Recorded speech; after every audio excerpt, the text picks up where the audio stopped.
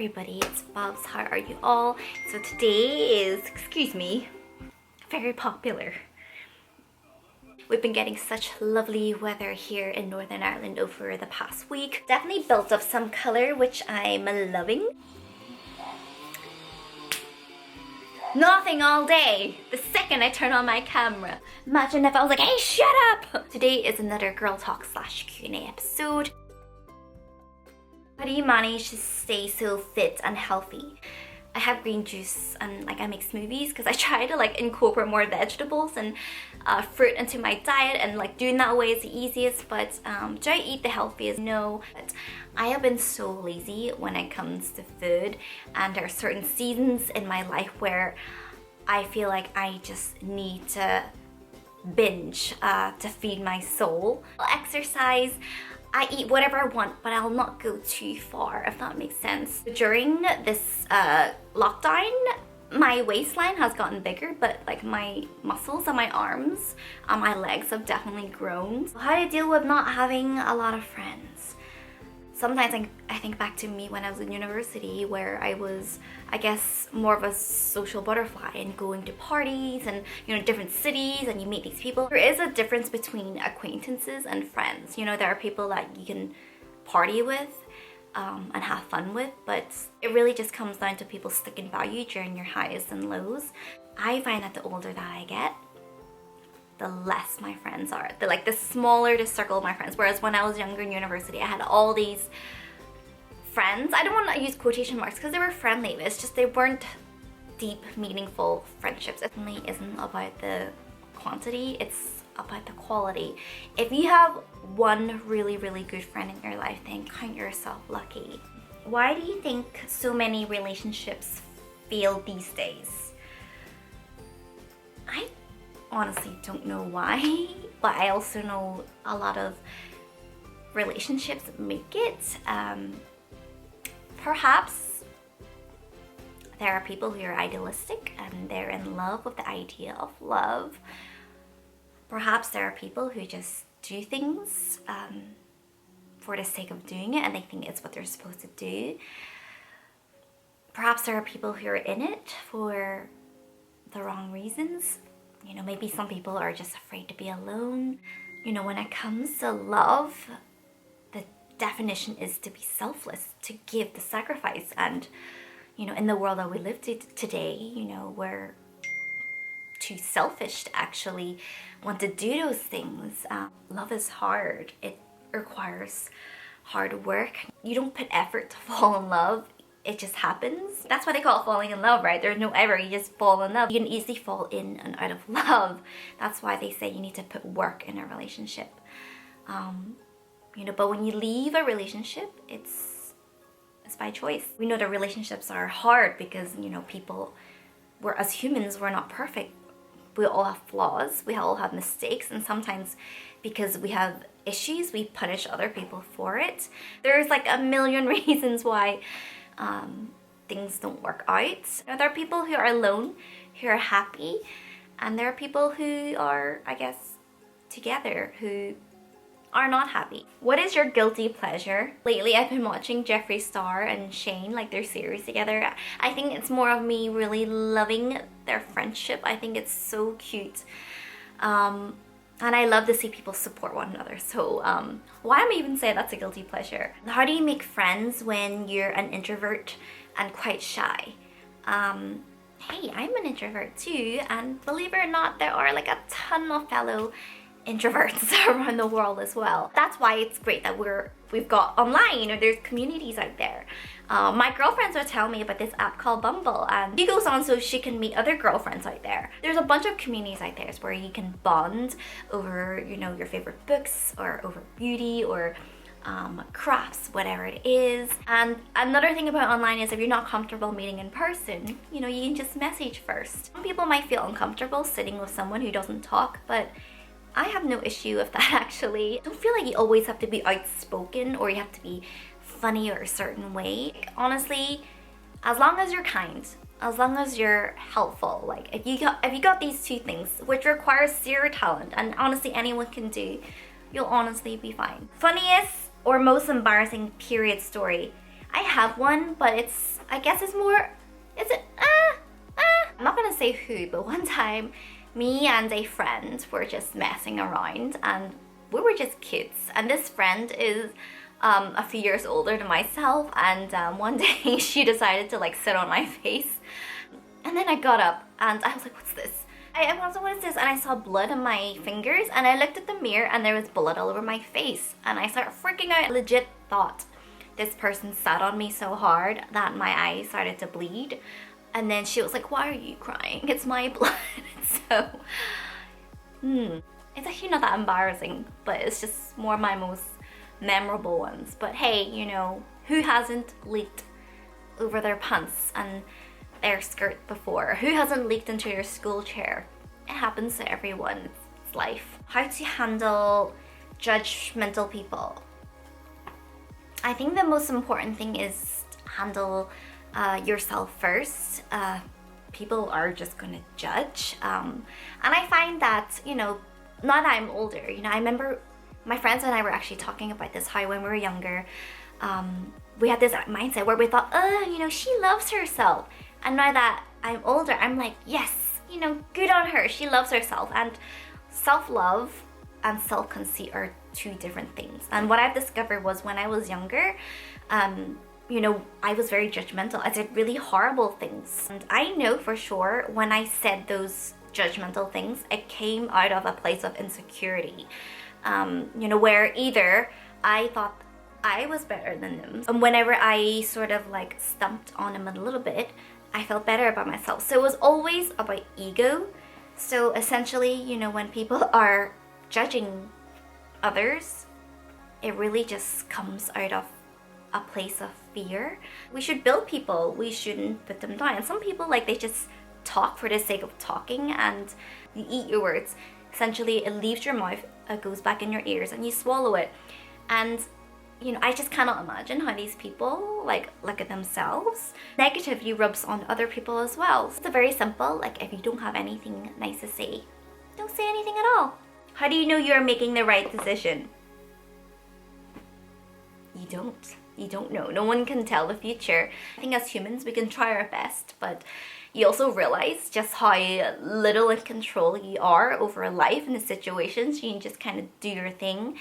I believe in grit. I believe in believing in what you're doing and continuing it if it feeds you, if it gives you passion, if it inspires you. But no, at the same time, you can also change your mind. I know it sounds kind of contradictory, but if that thing, whatever you're doing isn't filling you anymore and it doesn't bring out the best in you, and you're just kind of sticking by because like it's pride and you're scared what people think, that would really suck. So it's okay to change your mind. Sometimes you gotta take one step back to move forward 5 steps ahead. I'm not gonna lie, you might make some really bad decisions, but hey, hopefully it's not gonna kill you. Teenage relationships. I feel like teenage relationships are gonna be hard because you know, you're still trying to really discover who you are. You don't quite know yet. You're still trying to like find your own sense of self. And you know, when it comes to your first relationship, I find that with a lot of teenagers, they get really sucked in and emotionally invested in each other, where they become very dependent and each other's worlds. I know it sounds really sweet, but it can actually become quite unhealthy, and your validation, your sense of worth could be tied to your boyfriend or your girlfriend. Sometimes I hear people say, oh, it's just puppy love, you'll be fine. But you know, I remember it wasn't like that. You know, it felt very serious and very deep because you never had a manual. You don't know how to deal with it. And the only way to learn is really through experience. Being in a mediocre relationship versus being alone. I would hate to waste someone else's time or my time to be wasted. I feel like a lot of people stay in relationships because they just wait for someone better to come along. And honestly, I really feel like the person you're with deserves better. It's unfair. You have to be okay being by yourself before anyone comes along. You know, it's your job to complete yourself. The people you meet in life is supposed to add to that. It's supposed to complement it, but your happiness isn't dependent on someone else. You know, relationships isn't just love relationships. It's also, you know, relationship of your family members, you know, your sister, your mom, your grandparents, your cousins, like, you know me, like you're never really alone. Just because you don't have a significant other in your life doesn't mean you're alone. Things I can do to cultivate more self-love. Self-love is understanding that I'm not perfect, nobody is, but I deserve love. Everyone deserves love. I think for a start is to stop fixating on whatever is wrong with you. Little things, like if you can go a day or a week or a month without saying anything negative about yourself or your appearance. When someone compliments you, it's the little things of just saying thank you. So just a simple thank you. That's all you need to say. It's very simple things like giving someone your time, you know, doing things for people, you know, making, whether it's like making a cup of tea, making a meal for someone, helping someone to look after their kids, listening, being a good friend. When you do nice things for people and it's not on a basis of like, you know, I do this so you have to like do this back for me, you just feel good about yourself. It's very hard to feel love for yourself when you don't have that love for other people. My body allows me to do all the incredible things in the world. It's taken me to some of the most beautiful places. This body has looked after me, so I not only want to look after it, but I want to give it the love that it deserves. What are your thoughts on pressure on women to get married before 30? Hey, I married before 30. Look what happened to me. Everybody's timeline is different. Like, don't do something for the sake of doing it because of society. Like, do it in your own timeline. It's not, life is not a race, it's a marathon, as cliche as it sounds. You know, there are entrepreneurs that have a later start, but grow to be really successful. And people who find love later in life. There are people who find love after failed marriages. Everyone just has their own timeline. Like, our stories are uniquely different. Being a single mother, I'm honored to be a single mother. I really hope that I can inspire other women out there, that they can still be happy despite failed marriages, and trust that things happen for a reason. It may not make sense now, it may be hurtful now, but in time you will get hindsight. But I'm very optimistic about the future. As long as I've got Isaac and Ayla, I'll be happy. You can still live a fulfilled life on your own. You still got your entire life ahead of you, you know, like, you cannot control your circumstances, but you can control your attitude. Getting over a crush who ghosted you. Where is his house? Do you want me to go beat him up? I'm so sorry.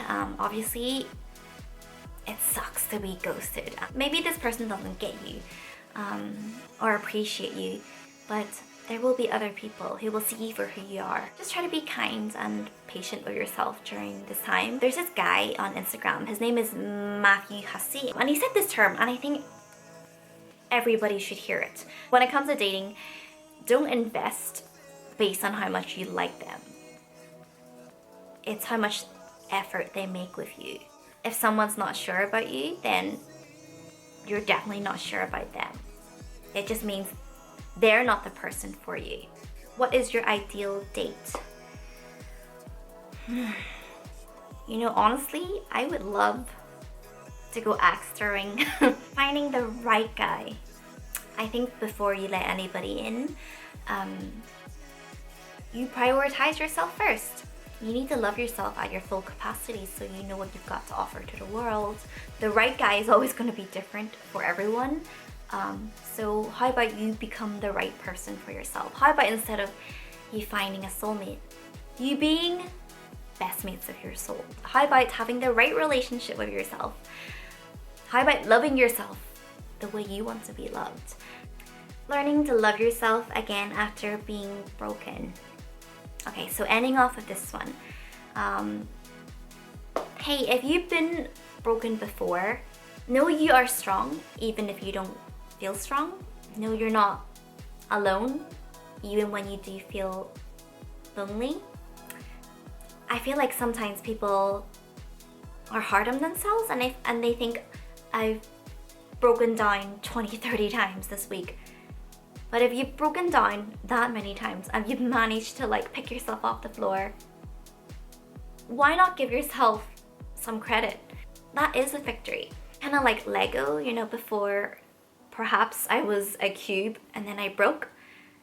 And then in time you put yourself together and you're still equally whole, but you're not quite the same as before. Maybe before, like I said, I was a cube and now I'm a tower.